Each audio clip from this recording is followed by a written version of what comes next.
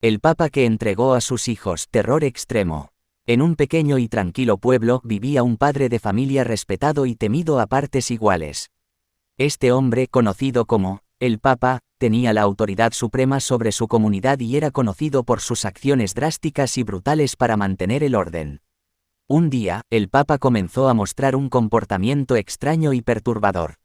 Sus ojos se volvieron fríos y su sonrisa se llenó de malicia. Los rumores comenzaron a difundirse de que se había vuelto completamente loco y que estaba dispuesto a hacer cualquier cosa para mantener su poder. El pueblo entero vivía con miedo constante, pero nadie esperaba lo que estaba por venir. Una noche oscura y lluviosa, el Papa convocó a todos los padres del pueblo a una reunión de emergencia.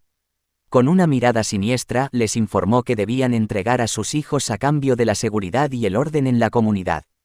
Los padres, aterrados pero sintiéndose atrapados, obedecieron las órdenes del Papa. Uno por uno, entregaron a sus hijos, llorando y suplicando por su seguridad. El Papa parecía disfrutar del sufrimiento de los padres y los niños, alimentándose de su miedo y desesperación. Los niños fueron llevados a un lugar secreto, lejos de las miradas de los padres. Allí, fueron sometidos a torturas inimaginables y rituales oscuros. El Papa creía que sacrificando a los niños lograría mantener su poder y proteger al pueblo de cualquier amenaza. Sin embargo, algunos padres, desesperados por salvar a sus hijos, comenzaron a conspirar en secreto.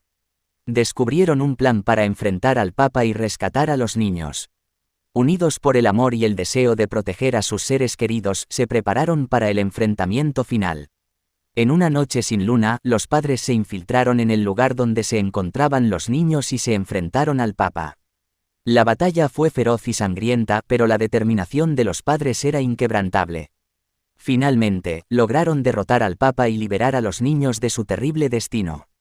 El pueblo quedó en shock al descubrir la verdad detrás de las acciones del Papa y la oscuridad que había reinado en su comunidad. El Papa que entregó a sus hijos, es una historia aterradora que nos muestra cómo el poder corrupto puede llevar a la destrucción y al sufrimiento de los más inocentes. Nos recuerda la importancia de cuestionar la autoridad y luchar por la justicia, incluso en los momentos más oscuros y desesperados.